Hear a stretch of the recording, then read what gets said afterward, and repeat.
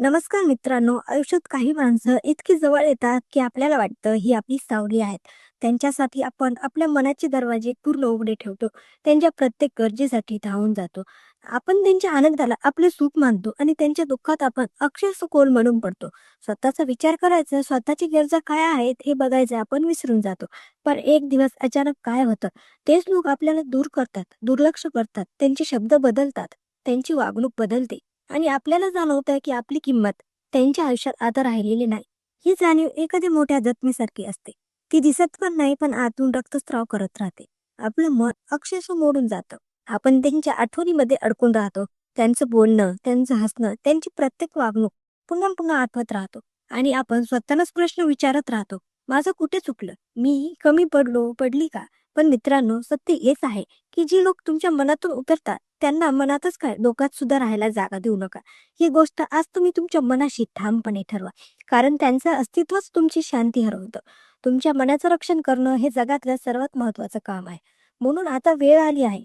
ज्या लोकांनी आपलं मन तोडलं, ज्यांनी आपला अपमान केला, ज्यांनी आपल्याला दुःख दिलं, त्यांच्यासाठी आता आपल्याकडे ना जागा उरलेली आहे, ना त्यांच्यासाठी विचारांना वेळ द्यायचा आहे. आता काळ आहे तो फक्त आणि फक्त स्वतःसाठी जगायचा, स्वतःच्या शांततेसाठी जगायचा. ही शांतता, ही मन शांती, ही तुमची सर्वात मोठी संपत्ती आहे आणि ती कोणत्याही तुटलेल्या नात्यांसाठी गमावणं म्हणजे स्वतःच्या पायावर धोंडा पाडून घेण्यासारखं आहे. ज्या क्षणी त्यांनी तुम्हाला बाजूला सारलं, त्या क्षणी त्यांना तुमच्या आयुष्याच्या पुस्तकातून अतीत, भूतकाळ या पानावर लिहून बंद करून टाका. तुमचं वर्तमान आणि भविष्य हे त्यांच्या आठवणीच्या ओझ्याखाली दबून जाता कामा नये. एखाद्या व्यक्तीला तुम्ही किती जवळ घेता हे ठरवताना स्वतःच्या अस्तित्वाची किंमत कधीच विसरू नका. अनेकदा प्रेमात, मैत्रीत, नात्यात आपण समोरच्या व्यक्तीला इतकं महत्व देतो की आपण स्वतः कोण आहोत, आपल्याला काय हवं आहे याचं भान आपल्याला राहत नाही. आपल्याच अस्तित्वाची किंमत आपल्याला उरत नाही. सुरुवातीला ती माणसं खूप जवळची वाटतात, अगदी जीव की प्राण वाटतात. पण जेव्हा तेच आपल्याला सोडून जातात, तेव्हा आपल्याच सावलीपासून आपल्याला भीती वाटायला लागते. आपला आधार तुटल्यासारखं वाटतं. आपण पूर्णपणे रीत होऊन जातो. म्हणून कोणालाही इतकं स्थान देऊ नका की नंतर तुम्हाला स्वतःला शोधावं लागेल. नाते जपा, प्रेम द्या, विश्वास ठेवा. पण त्यासोबत एक अदृश्य अंतर, एक मर्यादा नक्की ठेवा. कारण नातं टिकवणं महत्वाचं असलं तरी त्या नात्यांसाठी स्वतःला हरवणं, स्वतःचं मन मारणं, स्वतःच्या भावनांचा गळा घोटणं हे कधीच योग्य नाही. तुमच्या आतला तुम्ही हा अखंड राहिला पाहिजे. दुसरा महत्वाचा मुद्दा म्हणजे जे लोक तुम्हाला सतत दुःख देतात त्यांच्या वागण्यामागचं कारण समजून घ्यायचा अट्टहास सोडा. आपला भोळा भाबडा स्वभाव आपल्याला सतत सांगत असतो की कधीतरी ते लोक माझ्या प्रेमाचं, माझ्या सहनशीलतेचं महत्व समजून घेतील. पण मित्रांनो, असा दिवस फारच क्वचित येतो. अनेकदा असे लोक आपल्या सहनशक्तीचा, आपल्या चांगुलपणाचा गैरफायदा घेतात. तुम्ही त्यांच्या वागणुकीला समजून घेण्याचा प्रयत्न करत असताना ते तुम्हाला अधिक दुखावत राहतात. त्यांना वाटतं की हा माणूस किंवा ही व्यक्ती आपल्याला सोडून जाणार नाही, त्यामुळे ते अधिक निर्ढावलेले होतात. तुम्ही त्याच्या प्रत्येक चुकीला सहानुभूतीने बघू नका. त्यामुळे स्वतःचं मन समजून घ्या. स्वतःची भावनिक गरज ओळखा, कारण शेवटी तुमचा आत्मविश्वास आणि तुमचं मन हेच खरे तुमचे पाठीराखे आहेत. जगामध्ये तुम्ही स्वतःच स्वतःच्या आनंदाची जबाबदारी घेतली पाहिजे. ज्यांनी तुमचं मन तोडलं आहे त्यांना सतत डोक्यात ठेवणं म्हणजे स्वतःला शिक्षा देण्यासारखं आहे. मन एकदा दुखावलं की त्या दुखावण्याचे विचार, त्या वेदना सतत डोक्यात फिरत राहतात आणि आपण अधिक थकतो. आपली ऊर्जा नष्ट होते. सतत त्यांच्या आठवणीमध्ये जगणं म्हणजे स्वतःला दोष देणं आहे. स्वतःच्या जखमेवर पुन्हा पुन्हा मीठ सोडणं आहे. ते लोक कधीच तुमचं दुःख समजून घेणार नाहीत. कारण जर त्यांना समजलं असतं तर त्यांनी तुम्हाला दुःख दिलंच नसतं. त्यामुळे त्यांचं नाव, आठवण आणि त्यांचे तुमच्या आयुष्यातलं अस्तित्व सुद्धा डोक्यातून काढून टाका. तुमचं डोकं हे सकारात्मक, आनंदी विचारांसाठी आहे, दुसऱ्यांनी दिलेल्या दुःखासाठी नाही. शांत मन कुणाच्या रागामुळे किंवा दुर्लक्षामुळे अशांत होऊ देऊ नका. एखाद्या व्यक्तीच्या वागणुकीमुळे आपण तासनतास विचार करत राहतो. त्यांनी असं का केलं? माझ्यावर रागावले का? या विचारांच्या गर्तेत आपण अडकतो. पण त्या व्यक्तीला त्याचा काही फरक पडत नाही. मग आपण स्वतःलाच का त्रास द्यावा? तुमचं मानसिक आरोग्य कोणत्याही नात्यापेक्षा जास्त महत्वाचं आहे.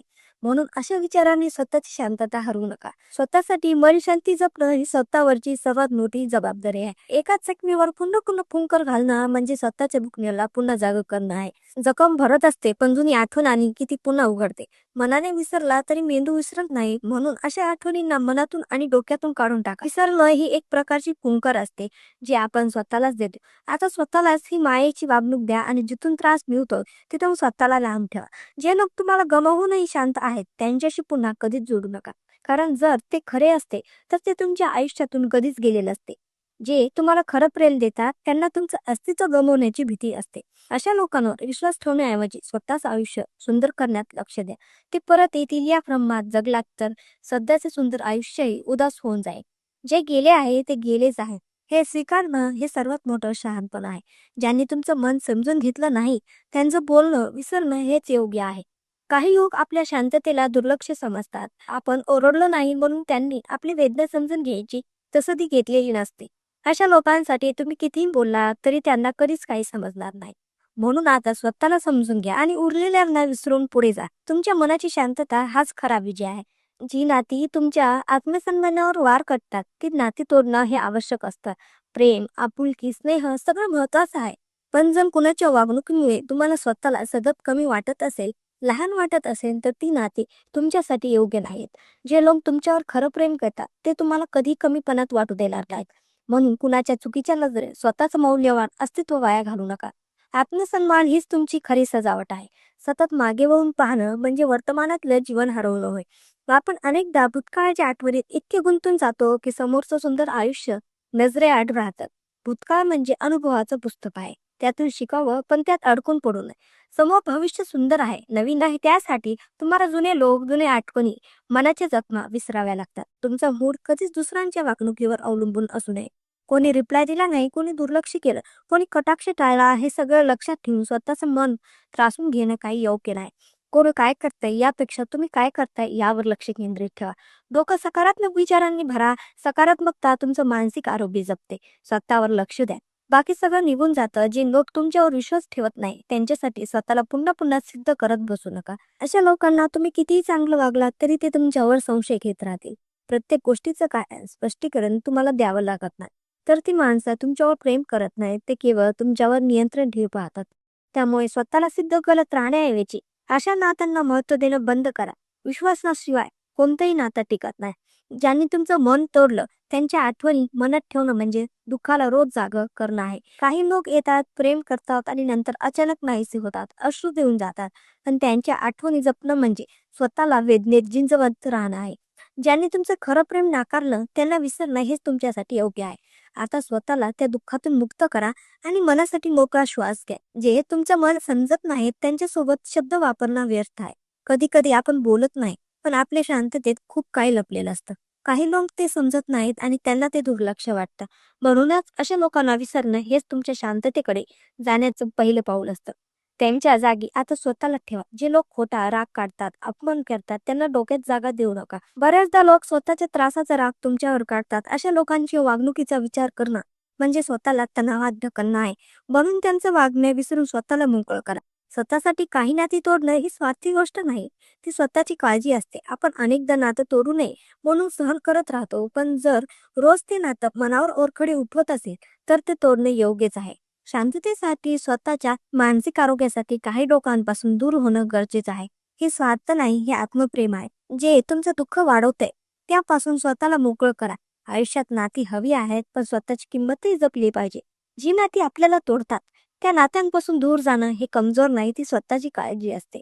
मनाचं शांत राहणं हेच खरं सुख आहे आणि त्यासाठी काही वेळा विसरणं हेच उत्तर असतं. ज्यांना आपल्या वेदनाची किंमत नाही त्यांच्या आठवणींनाही जागा देऊ नका. स्वतःसाठी जगा, आत्मसन्मानासाठी जगा आणि आयुष्य सुंदर बनवा. कारण शेवटी स्वतःसारखं कोणीच नसतं. तुमचं जीवन तुमच्या हातात आहे. ते इतरांच्या नकारात्मकतेने दूषित होऊ देऊ नका. आजच ठरवा, आजपासून त्या आठवणींना पूर्णपणे डिलीट करा आणि उद्याची नवी सुरुवात करा.